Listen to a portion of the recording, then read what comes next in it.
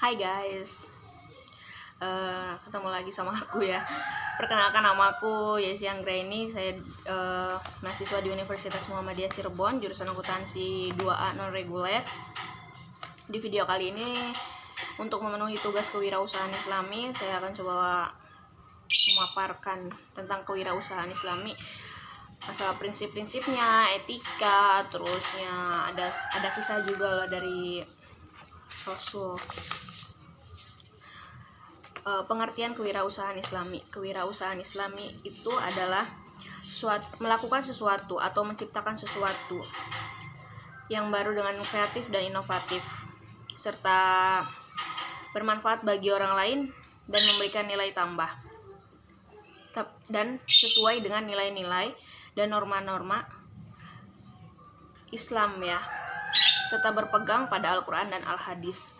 Ciri-ciri kewirausahaan Islami yaitu ada takwa, halal, tidak mubazir, terusnya Allah itu prioritas utama, serta menjaga nilai-nilai norma, terus dapat dipercaya oleh pelanggan, peduli terhadap kesejahteraan, terusnya peduli terhadap masyarakat dan lingkungan, pengetahuan luas tentang syariat, tentang larangan berniaga sesuai dengan Islam ya.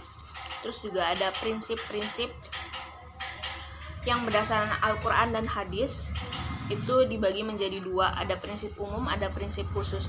Prinsip umumnya itu ada ilahiyah, berarti prinsip tauhid, yang artinya dalam pengolahan bisnis itu harus berdasarkan nilai-nilai ketuhanan. Terus yang kedua itu prinsip nabawi, artinya kenabian. Dalam pengolahan bisnis itu harus berdasarkan pada nilai-nilai kenabian.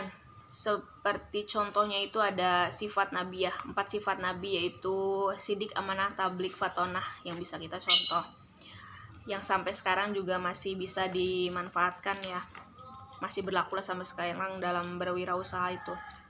Terus ada prinsip adil ya, keadilan, yang artinya dalam pengolahan bisnis itu harus berdasar pada nilai-nilai keadilan. Prinsip huriyah, artinya itu kebebasan. Dalam pengolahan bisnis itu memiliki kebebasan untuk melakukan sesuatu selama tidak melanggar aturan ya. Terus ada prinsip musawah, yang artinya itu kesetaraan. Kesetaraan itu bisa diartikan berarti dalam berbisnis itu nilai-nilai kesetaraan seperti hubungan kemitraan antara atasan sama bawahan itu harus disetarain aja, jadi nggak usah mandang kalau aku tuh atasan, jadi ya udah kayak gitu lah ya. Terus prinsip ta'awun, yang artinya tolong menolong. Jadi dalam artinya itu berbisnis itu harus memiliki nilai kerjasama, tolong menolong dalam kebaikan. Terus yang kedua itu ada prinsip khusus.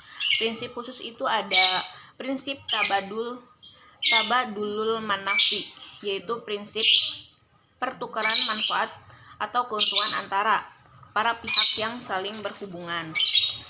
Terus yang kedua itu ada prinsip pemerataan, yaitu prinsip keadilan di bidang muamalat. Terus ada prinsip antaradin, yang artinya saling ridho, dimana kalau dalam berbisnis itu kita harus saling ridho ya,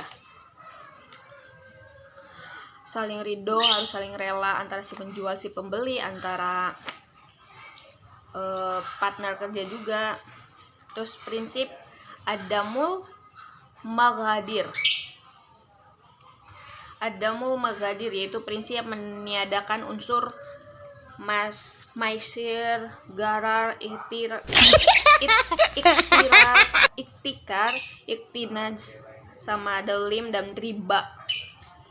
Prinsip albir wa al taqwa, yaitu berkompetensi dalam kebaikan dan ketakwaan. Terus ada prinsip musyarakah, yaitu mengedepankan kerjasama dalam melakukan wirausaha. Kerjasama itu penting. Prinsip kitabiah, pendokumentasian. Jadi setiap dalam wirausaha itu harus ada catatannya. Dokumentasi itu penting juga.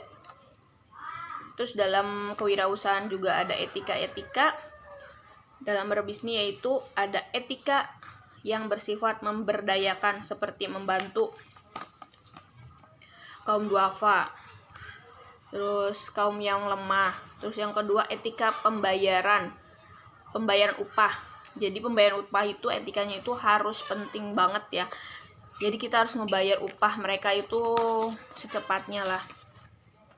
Terus etika dalam jual beli atau piutang, yaitu mempermudah ketika membeli atau menjual barang. Etika jujur dalam pemasaran itu wajib.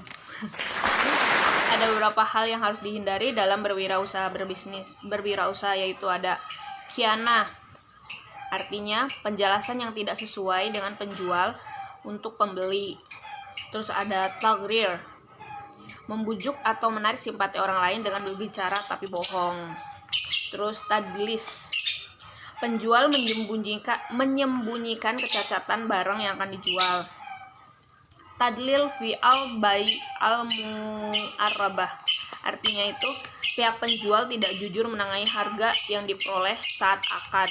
Terus ghisis, artinya salah satu bentuk tadlil, penjual memanfaatkan keunggulan barang dan menyembunyikan kecacatan barang.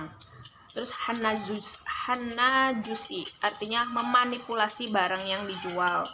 Terus ada mukammaroh, artinya penjelasan informasi yang tidak sesuai dengan kuantitas atau kualitas itu yang sebenarnya dengan tujuan memperoleh keuntungan yang sebesar-besarnya. Igto, artinya promosi yang berlebihan untuk memperoleh bonus. Terus ada hadis dari Ibnu Daud dan Ibnu Mazad. Hadis ini secara umum sebenarnya menjelaskan tentang pekerjaan. Apapun jenis pekerjaan itu lebih baik daripada harus meminta-minta. Intinya itu ya. Ada sebuah kisah ya dari Anas bin Malik RA yang menjadi asbabul wurud hadis ini. Suatu ketika itu ada seorang laki-laki yang datang menemui Rasulullah SAW. Bukan datang sih, lebih ke meminta-minta. Si Rasul itu bertanya kepada lelaki itu, apakah di rumahmu ada sesuatu? Lelaki itu menjawab, ya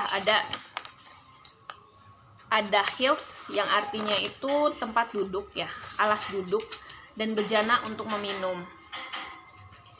Terus Rasul berkata, bawalah ke sini benda-benda itu.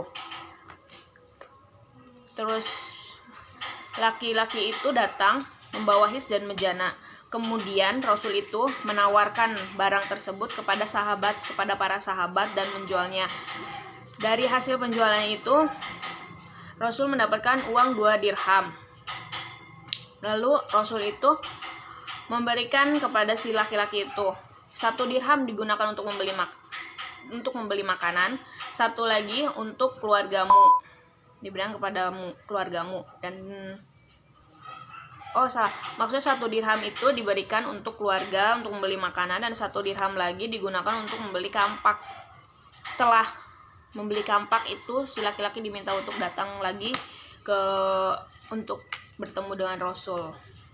Mungkin Rasul akan memberikan pekerjaan ya. Yang terakhir itu ada, setelah aku menjelaskan semua itu, jadi ada beberapa alasan kenapa aku juga kadang pengen menjadi seorang entrepreneur atau menjadi wirausaha bisnis ya. Kenapa? Karena kalau kita mulai bisnis atau usaha sendiri itu banyak yang kita dapetin sih, kayak waktu bersama keluarga lebih banyak. Terus kita bisa mengatur pekerjaan kita sendiri ya, lebih bebas lah dalam bekerja. Terus juga bisa mengendalikan masa depan, bisa mendapatkan penghasilan yang lebih jika sukses dalam menjalankan bisnisnya. Terus juga kenapa